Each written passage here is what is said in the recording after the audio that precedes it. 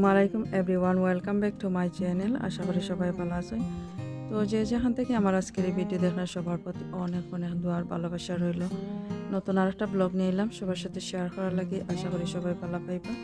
তো আজকের ব্লগে আমি শেয়ার করব রুজট পাতার গাছ কীভাবে ট্রান্সপ্লান্ট করিয়ার। তো এই যে দেখতে পারা বেশ কিছু রুজট পাতার গাছ আছে এইখানের মাঝে, একটা ফটের মাঝে। আমি কিছুদিন আগে এই ফটের মাঝে গাছ লাগাইছিলাম, চারা করছিলাম। তো কীভাবে চারা করছি আমার চ্যানেলে অলরেডি ভিডিও দেওয়া আছে, তো আমি ডেসক্রিপশন বক্সে দিয়া দিব, কেউ যদি দেখে নিতে চান দেখে নিতে পারবা।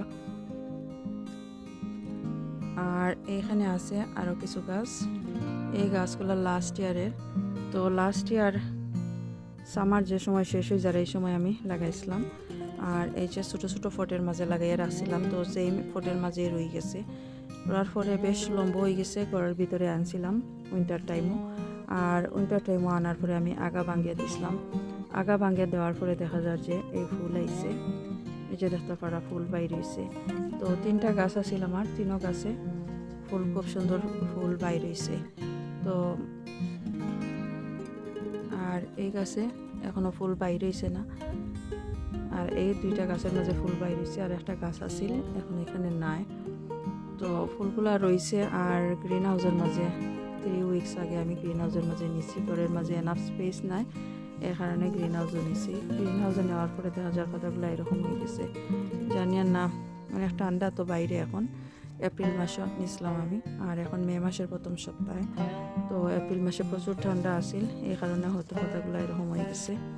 তো যাই হোক, আমি এই যে ফট দেখতে পারা ছোটো ছোটো ফট, এই ফটগুলো আমি বদলাইয়া আরও বড় ফটো দিয়া দিব এই 3টা গাছ। আর এইগুলা আমিও এখন আলাদা করিয়া নিব, আর আলাদা করিয়া ছোটো ফটের মাঝে এগুলা রাখবো। তো একটা টবের মাঝে বেশ কিছু লাগাইছি, কারণ অনেক জায়গার দরকার হয়।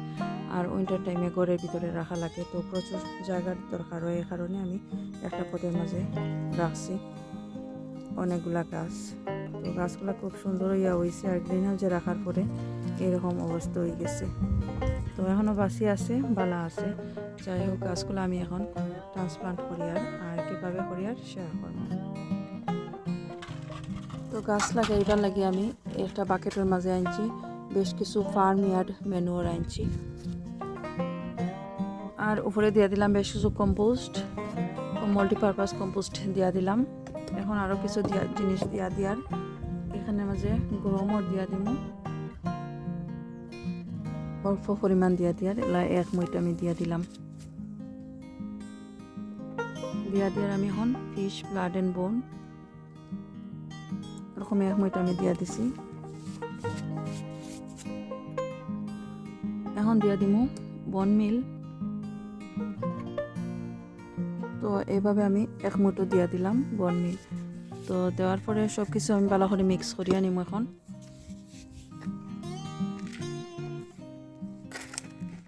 ভালো করে মিক্স করিয়ে নিয়ার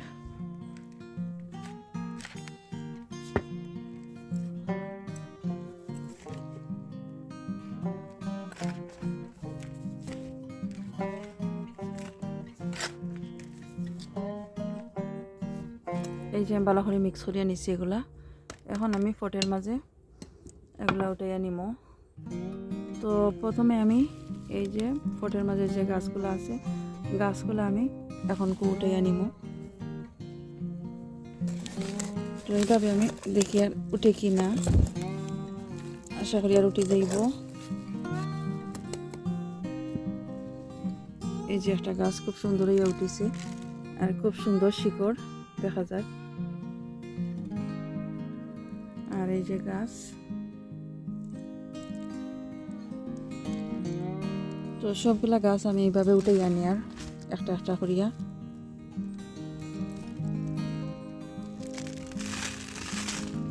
মাটিগুলা খুবই জোর জোড়া, তো আমি আস্তে আস্তে যাতে শিকড়টা নষ্ট না হয়, তো এইদিকে একটু খেয়াল রেখিয়া গাছগুলা উঠে আর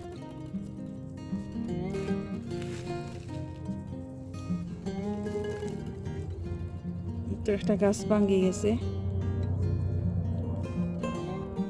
এই তো গাছগুলো আমি উঠে আনিছি, 2 ফুটের গাছগুলো উঠে আনিছি। এখন আমি এই যে গ্লাস দেখতে পারা, বিগ সাইজের গ্লাস, প্লাস্টিক গ্লাস, এই গ্লাসের নিচের দিকে দুইটা হোল করিয়া নিচ্ছি এইভাবে। তো এই গ্লাসের মাঝে আমি লাগাই নিব, বেশ বড় এটা গ্লাস, তো গ্লাসের মাঝে লাগাই নিব। চাইলে কন্টেইনারের মাঝে পটের মাঝে লাগানি যায়। তো আমার কাছে এই গ্লাস অ্যাভেলেবল আছে, আমি মনে করি আর এই গ্লাস এখন এনাফ এই ছোটো ছোটো গাছের লাগি। এখন আমি এই মিক্স করা কম্পোস্টগুলা এই গ্লাসের মাঝে দিয়া দিব।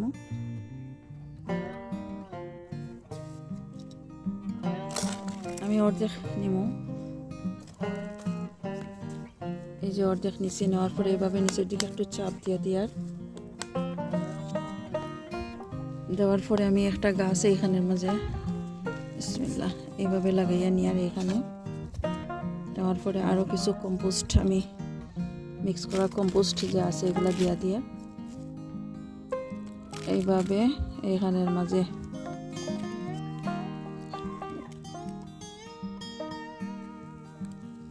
এভাবে দিয়া নিচের দিকে আমি একটু চাপ দিয়া আরও কিছু কম্পোস্ট আমি দিয়ার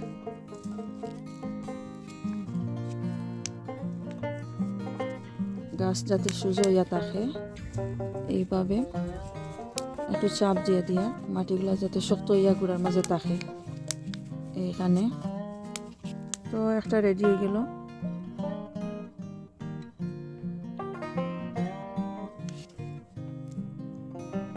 আর একটা গাছ আমি এখানের মাঝে লাগাইয়া নিয়ার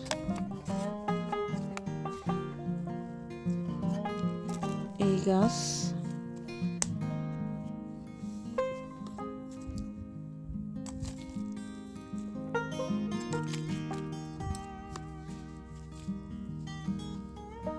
এই তো এইভাবে আরো কিছু কম্পোস্ট উপর দিকে দিয়া বেশ কিছু কম্পোস্ট লাগে। এগুলা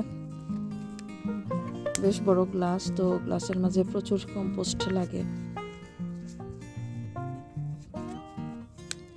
এই তো হয়ে গেল। তো বাকিগুলা এইভাবে আমি লাগাইয়া নিব। এই তো সবগুলা গাছ আমি এখানের মাঝে আনিয়ে রাখছি। আর কিছু পাতা আছিল নষ্ট হয়ে গেছে, এই পাতাগুলো আমি উঠাইয়া ফেলাইছি। আর এই যে বড় গাছগুলা রয়েছে, বড় গাছগুলা আমি আলাদা করিয়া পটের মাঝে লাগাইয়া নিব পরবর্তী সময়। আর এখন আমি এগুলোর মাঝে পানি দিয়া দিব। তো গাছগুলোর মাঝে আমি পানি দিয়ার পর্যাপ্ত পরিমাণ পানি। আর গাছগুলো এখন গার্ডেনের মাঝে থাকবো, 2-3 ঘন্টা আমি রাখবো, তারপরে আবার গ্রিন হাউসে নিয়ে যাইমু অথবা ঘরের ভিতরেও নিতাম পারবো, যদি এনাফ স্পেস থাকে ঘরের ভিতরে নিব, না হলে গ্রিন হাউসের মাঝে রাখি দিব। তো যদি ভালো লাগে আমার আজকের এই ভিডিও, প্লিজ সাবস্ক্রাইব করিয়ে নিবা, লাইক দিবা, শেয়ার করবা। তাহলে আজকে এখানেই ভালো থাকুক সবাই, আল্লাহ হাফেজ।